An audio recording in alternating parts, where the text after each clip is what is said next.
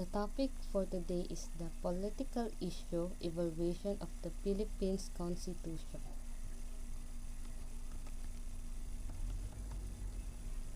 Learning outcomes. Trace the evaluation of the Philippines Constitution. Number 2, explain the implication of a possible constitution change in the changing times. Learning outcomes. Trace the evaluation of the Philippines Constitution. Number 2, explain the implication of possible constitution change in the changing time. What is constitution? Is a set of fundamental principles or established precedent according to which a state or other organization is governed. Thus, the word itself means to be a part of the whole. The coming together of distinct entities into one group with the same principle and ideals. These principles define the nature and extent of government. Means is the Constitution is a right of people according to the law or the Constitution, the right and confirmed by the Constitution of the law. Ito ang basihan bilang katastaasan ng pamantayan dito sa ating bansa upang mapangalagaan ang the right of citizens and prevent from abusing of our country. Next is 1897 Constitution of Biak na Bato. The Constitution of Biak na Bato was the provisionary constitution of the Philippines Republic during the Philippines Revolution and was promulgated by the Philippines Revolutionary Government on November 1, 1897. This constitution was borrowed from Cuba and written by Isabelo Artaco and Felix Ferrer in Spanish and later on translated into Tagalog. The Constitution of the Biak na Bato is the establishment of a super council to serve as the supreme governing body of the Republic Act. At binalangkas din ito ang bilang pangunahing karapatan ng mga tao like such a freedom of religion, freedom of the press, and freedom of the right of the education.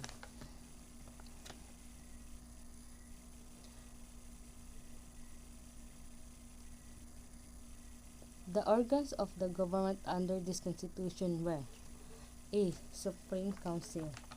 The Supreme Council, which was vested with the power of the Republic in the Philippines to promulgate rules of concerning the protection of constitution of right. B is the Consejo Supremo de Garcia y Justicia. The Consejo Supremo de Garcia y Justicia, Supreme Council and of Grace and Justice, has the authority to make decisions and affirm or disprove the rules for the administration of justice.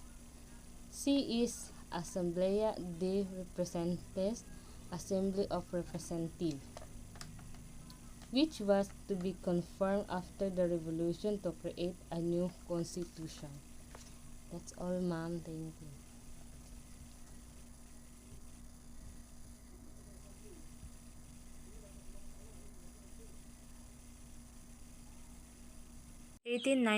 Malolos Constitution. After the signing of the truce, the Filipino revolutionary leaders accepted a payment from Spain and went to exile in Hong Kong.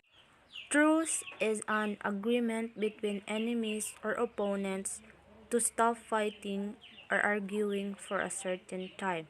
In that time, Emilio Aguinaldo was elected as the President of the First Philippine Republic. The Malolos Constitution specifically provided for safeguards against abuses and enumerated the national and individual rights not only of the Filipinos and of the aliens. The draft of Malolos Constitution is not only for the Filipinos but also for the others, for us to find peace. The Malolos Congress was elected, which a commission to draw up a draft constitution on September 17, 1898, which was composed of wealthy and educated men. So the Malolos Constitution is composed of 39 articles divided into 40 titles with 8 articles of transitory provisions and a final additional article.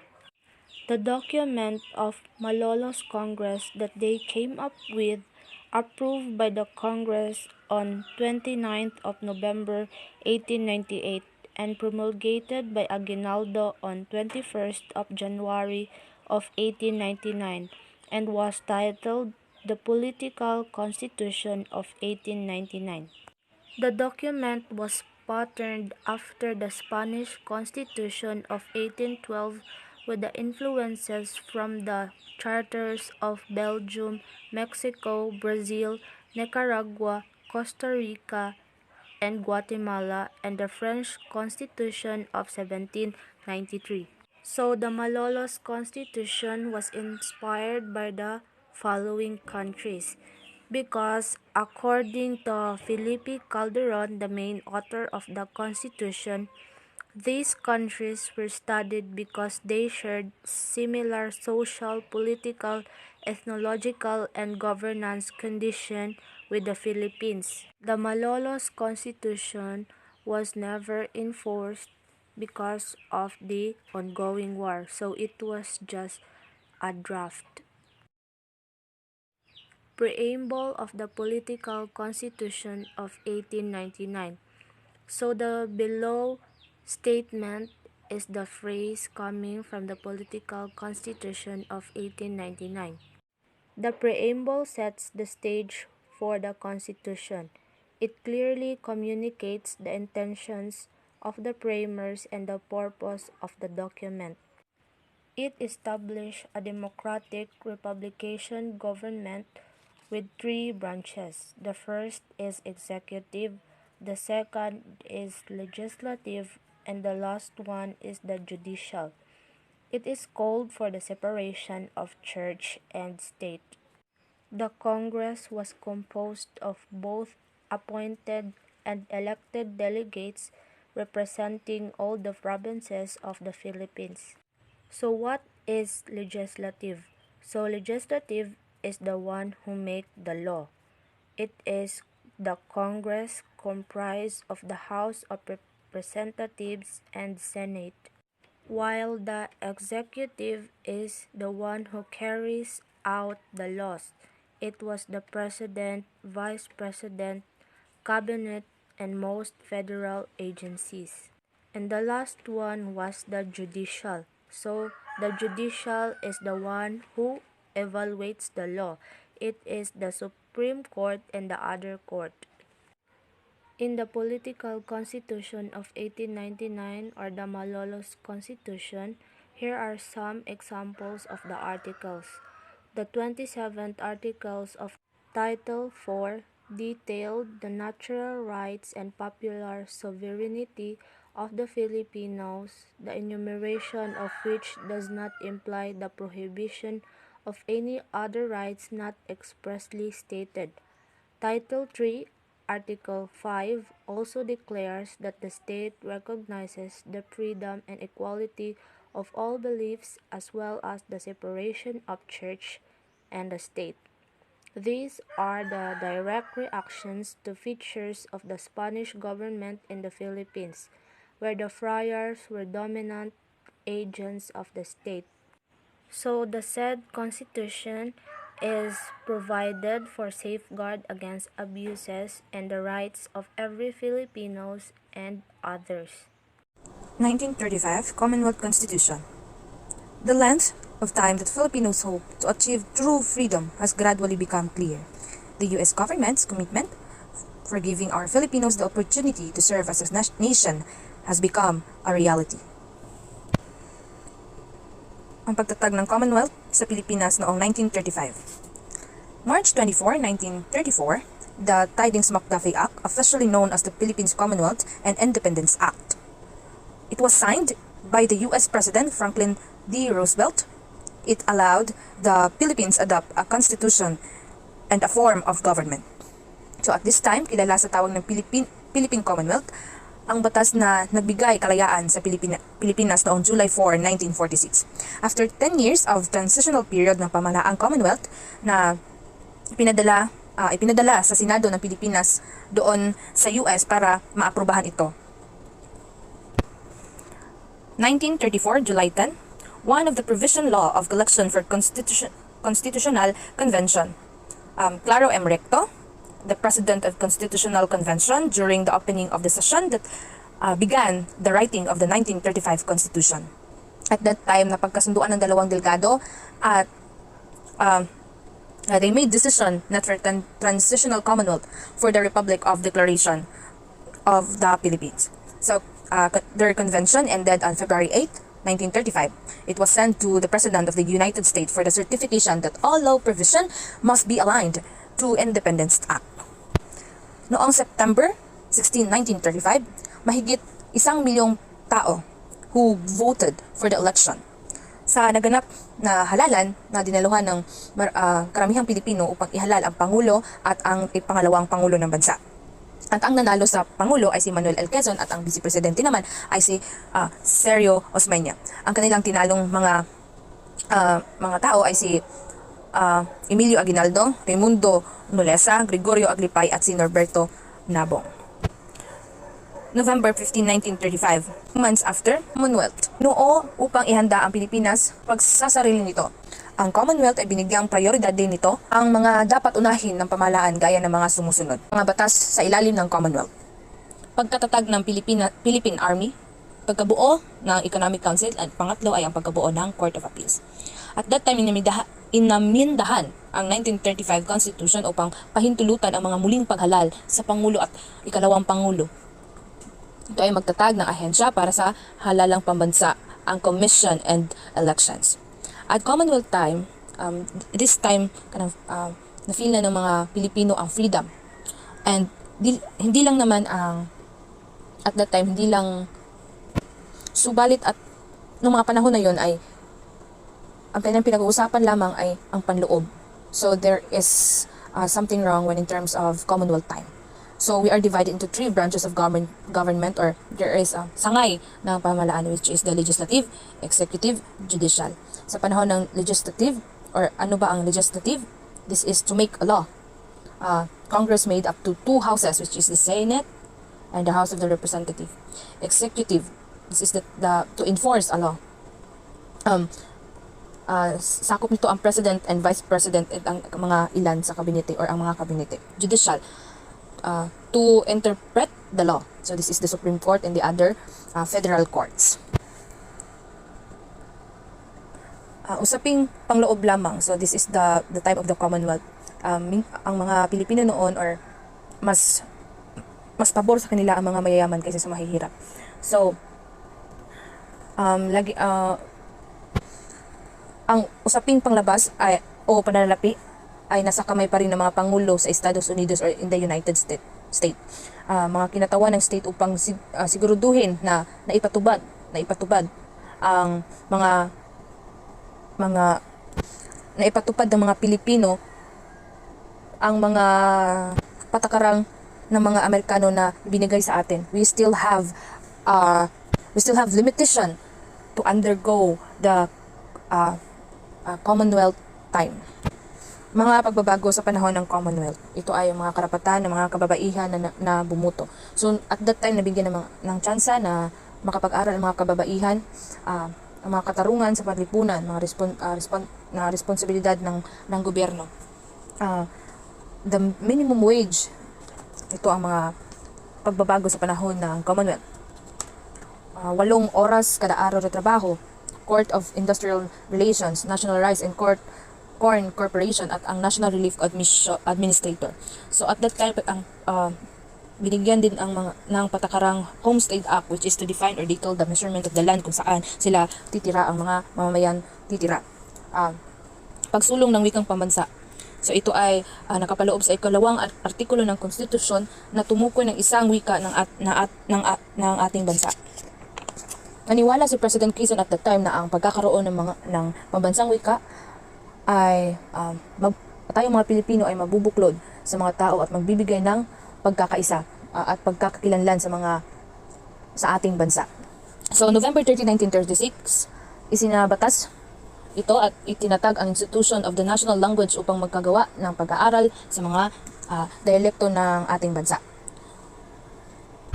Pagdeklara sa Tagalog bilang batayan ng wikang pambansa sa sang-ayon sa Executive Order number 132 Malacanang noong December 30, 1937. At that time, idineklara niya ito. June 19, 1940, inumpisahan na ang pagtuturo ng Tagalog bilang wikang pambansa sa mga paaralan. 1973 Constitutional Authoritarianism. So, way back 1965, Ferdinand Marcos was elected as a president. Ferdinand Marcos was inaugurated to his first term as the 10th President of the Philippines on December 30, 1965 against incumbent President Diosdado Macapagal. In 1972, Marcos declared martial law. Constitutional authoritarianism was enforced during the martial law era. This was supposed to introduce a parliamentary style of the government. The president was to be elected as a symbolic and ceremonial head of the state. Executive power was relegated to the prime minister.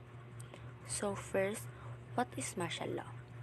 Martial law is the imposition of direct military control of normal civil function or suspension of civil law by the government, especially in response to an emergency where civil forces are overwhelmed or in an occupied territory. In November 29, 1972, inaprubahan ng konvensyon ang panukalang konstitusyon noong 1973, which is martial law. Constitution ay dapat ipakilala ang isang pamahalaang estilyong parliamentary kung saan ang kapangyarihan ng pangbatasan ay ipinagkaloob sa isang unicameral National Assembly na ang mga kasapi ay nahalal sa isang 6 na taon. Ang Pangulo ay dapat ihalal bilang simbolo at seremonyal na pinuno ng Estado na pinili mula sa membro na mula sa National Assembly. Ang Pangulo ay naglilingkod sa isang 6 na taon at maaaring ihalal muli sa isang walang limitasyong bilang ng taon. Nilabas ni Pangulong Marcos ang Presidential Decree No. 73 na nagtatakda ng petsa ng plebiscite sa araw ng November 30, 1973 para tanggihan ang proposal ng konstitusyon. Pero, pinospone ni Marcos ang plebiscite dahil natakot siyang bumoto ang mga tao para i-reject ang Constitution imbes na plebiscite citizen assembly ang nangyari. From January 10 to 15, 1973, nagtipon-tipon ang mga citizen para bumoto by their hands para patunayan ang konstitusyon at i-continue ang martial law. Noong January 17, 1973, naglabas si Marcos ng proclamation para i-announce na pagtibay ng Constitution dahil sa mga boto ng mga citizen. Ang Constitution ay binago ng maraming beses noong 1973. Ang Citizen Assembly sa sandaling muli ay nagpasyang payagan ang pagpapatuloy ng batas militar pati na rin inaprubahan ang mga amendment. In 1981, the parliamentary system was formally modified to a French style. Semi-presidential where executive power was restored to the president. After all the amendments introduced, the 1973 Constitution was merely a way for the president to keep executive powers, abolish the Senate, and by any means never acted as a parliamentary system, instead functioned as an authoritarian presidential system. Noong 1981 ang sistemang parliamentaryo ay formal na binago sa estilong French style, kung saan ibinalik sa Pangulo ang kapangyarihang tagapagpaganap. Ang konstitusyon ng 1973 ay isang paraan lamang para mapanatili ng Pangulo ang kanyang executive power at buwagin ang Senado sa anumang paraan. Ang sitwasyon noong 1980s ay napakagulo, habang nag-iipon ng kapangyarihan si Marcos. Noong Agosto 1983, si Benigno Aquino Jr., pinuno ng oposisyon na tinuturing na kapani-paniwalang alternatibo kay Pangulong Marcos, ay pinatay habang nasa ilalim ng escort ng militar pagkatapos ng kanyang pagbabalik mula sa pagkakatapon sa Estados Unidos. May hinala na ang mga utos na patayin si Aquino ay nagmula sa pinakamataas na antas ng gobyerno at militar. Ang kaganapang ito ay naging sanhi ng pagsama-sama ng hindi marahas na oposisyon sa authoritarian sa rehimeng Marcos. Si Marcos ay persang nagdaos ng halalan sa isang taon ng maaga at sinabing ang mga halalan ay nababahiran ng malawakang pandaraya. Idiniklara ni Marcos ang kanyang sarili na nagwagi sa kabila ng internasyonal na pagkondisa at mga protesta sa buong bansa. Isang maliit na grupo ng mga rebeldeng militar ang nagtangkang magsagawa ng kondeta, ngunit nabigo ito. Gayunpaman, ito ang nagbunsod sa kilala bilang EDSA People Power Revolution ng 1896 sa ilalim ng pressure mula sa United States of America na dating sumusuporta kay Marcos sa kanyang martial law. Ang kanyang kalaban sa eleksyon na si Benigno Aquino Jr., which is pinatay sa ilalim ng militar, si Corazon Aquino ay niluklok bilang Pangulo noong Pebrero 25, 1896. 1987 Constitution of the Philippines. President Corazon Aquino, government deduced to make constitution. Accord to the President herself, should be truly reflective of the aspiration and ideals of the Filipino people.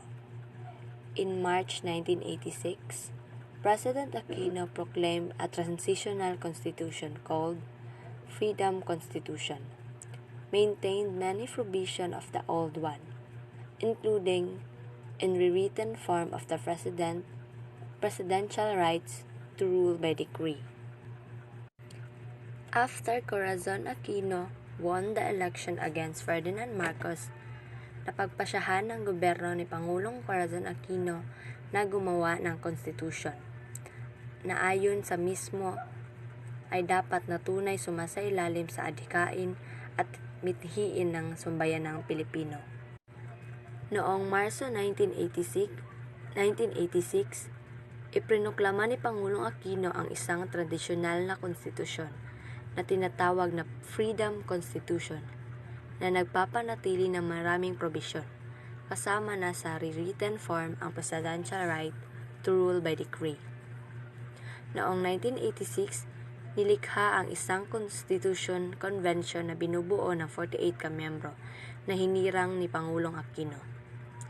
Ang konstitusyon ay nagsisimula sa isang preamble at 18 na self-contained na mga artikulo.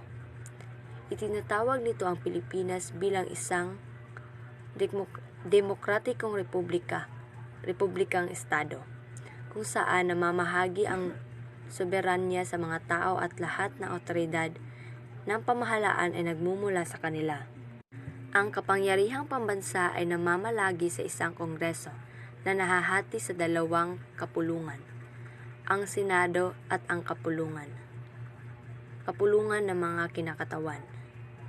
Ang 24 na Senado na inihalal ng buo sa pamamagitan ng popular na boto at maaaring magsilbi na hindi hihigit sa dalawang magkasunod na 6 na taon na termino. Ang kapulungan ay binubuo ng mga kinakatawan ng distrito na kumakatawan sa isang partikular na heograpikong lugar at bumubuo sa humihigit kumulang 80% na kabuoang bilang ng mga kinakatawan. Mayroong 234 na distritong pambansa sa Pilipinas na naghahalalal ng kanilang mga kinakatawan upang maglingkod sa 3 taong termino. Ang saligang batas ng 1987 ay lumikha sa isang party list system upang magbigay ng mga puwang para sa partisipasyon ng mga hindi kinakatawan ng sektor o grupo ng komunidad. Maaaring punan ng mga kinakatawan ng party list ang hindi hihigit sa 20% ng mga pwesto ng karama. 1987 Constitution. It was to establish a representative democracy with power divided among three separate and independent branches of government: the executive, a bicameral legislature, and the judiciary.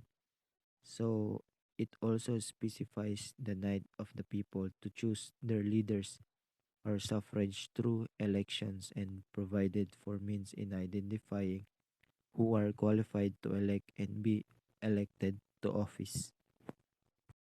Next is the preamble of the 1987 Constitution. The importance of it sets the stage for the Constitution. Preamble is an introduction to the highest law of the land. It is not the law. Every word in the preamble is meaningful. It encourages love and passion for our country, the Philippines.